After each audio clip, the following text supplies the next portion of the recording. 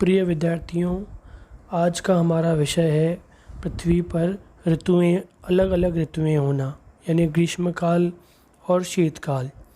आपको मालूम होगा कि ग्रीष्मकाल यानी गर्मी के दिनों में सूर्योदय जल्दी हो जाता है और सूर्यास्त देर से होता है, यानी दिन बड़ा होता है। और शीतकाल यानी ठंडी के दिनों में सूर्योदय देर से होता है और सूर्यास्त जल्दी हो जाता है, रात जल्दी हो जाती है। ऐसा क्यों होता है? तो इसके दो कारण हैं। एक, पृथ्वी का अक्ष झुका हुआ है और पृथ्वी के परिक्रमण के कारण। यदि पृथ्वी का अक्ष झुका हुआ नहीं होता तो ये ऋतुएं नहीं होती।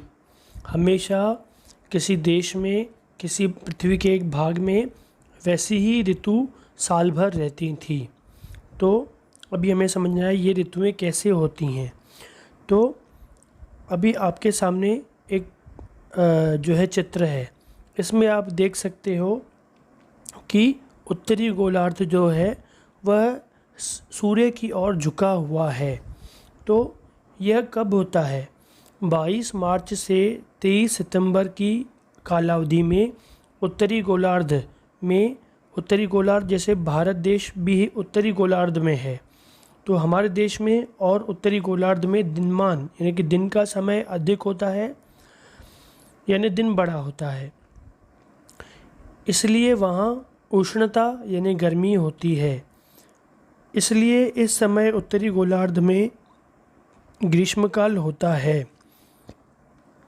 और उसी समय यानी 22 मार्च से 23 सितंबर के बीच में दक्षिणी गोलार्ध में रात्रिमान अधिक होता है, अर्थात रात बड़ी होती है।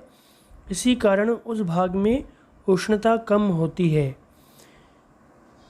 क्योंकि वह दक्षिणी गोलार्ध जो है वह सूर्य से दूर होता है। उत्तरी गोलार्ध सूर्य के नज़दीक होता है, दक्षिणी गोलार्ध सूर्य से दूर होता है, इसलिए वहाँ शीतकाल होता है। अब आप दूसरी तस्वीर देखो, दूसरा फ़ोटो देखो। 23 सितंबर से 22 मार्च की कालावधि में दक्षिणी गोलार्ध में दिनमान अधिक होता है, इसलिए वहाँ उष्णता अधिक होती है। अतः इस कालावधि में दक्षिणी गोलार्ध में ग्रीष्मकाल होता है। क्यों? क्योंकि इस 23 सितंबर से 22 मार्च की अवधि में दक्षिणी गोलार्ध जो है वह सूर्य के नज़दीक होता है और उत्तरी गोलार्ध सूर्य से दूर होता है। तो इसलिए ठीक उसी समय उत्तरी गोलार्ध में रात्रिमान अधिक होता है, यानी रात का समय अधिक होता है, और इस कारण उस भाग में उष्णता कम मिलती है, इसलिए उत्तरी गोलार्ध में शीतकाल होता है।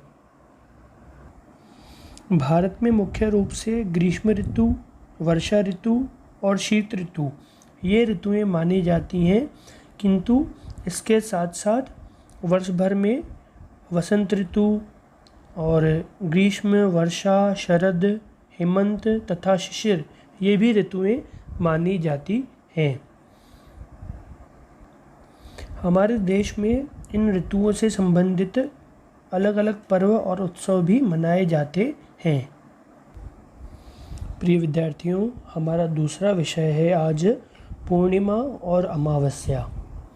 तो आपको मालूम है कि चंद्रमा पृथ्वी का परिक्रमण करता है और पृथ्वी सूर्य का परिक्रमण करती है, परंतु ये दोनों परिक्रमण कक्षाएं मतलब वह रास्ता जिससे जो है ग्रह या उपग्रह दूसरे पिंड का, यानी जैसे पृथ्वी सूर्य का परिक्रमण करती है और चंद्रमा पृथ्वी का परिक्रमण करता है, तो ये जो रास्ते हैं ये एक दूसरे को प्रतिच्छेदित करते हैं। इसका मतलब ये जो कक्षाएं हैं यह एक ही लेवल या एक ही सतह में नहीं है।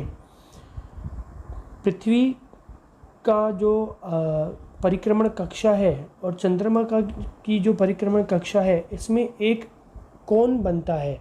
ये एक सतह में नहीं है, इनकी सतह थोड़ी अलग अलग है, इसलिए कहा गया है कि ये एक दूसरे को प्रतिच्छेदित करती हैं। प्रिय विद्यार्थियों, आपको ये भी मालूम होना चाहिए कि चंद्रमा की अपने चारों ओर परिभ्रमण की रफ्तार और पृथ्वी के चारों ओर परिक्रमण करने की रफ्तार, यह इन दोनों की वजह से चंद्रमा का एक ही भाग हमेशा पृथ्वी की ओर दिखाई देता है। चंद्रमा का जो दूसरा पीछे वाला भाग है वह पृथ्वी से कभी दिखाई नहीं देता। चंद्रमा स्वयं प्रकाशित नहीं है, यानी उसे खुद की रोशनी नहीं है। जब चंद्रमा पर सूर्य का प्रकाश पड़ता है तब वह पृथ्वी से हमें दिखाई देता है, किंतु वह हमेशा दिखाई नहीं देता। कभी हमें पूरा दिखाई देता है तो कभी वह नहीं दिखाई देता। जिस रात हमें चंद्रमा का पृथ्वी की ओर वाला पूरा भाग दिखाई देता है उसको कहते हैं पूर्णिमा, और जिस रात चंद्रमा का कोई भी भाग हमें नहीं दिखता है उसे कहते हैं अमावस्या।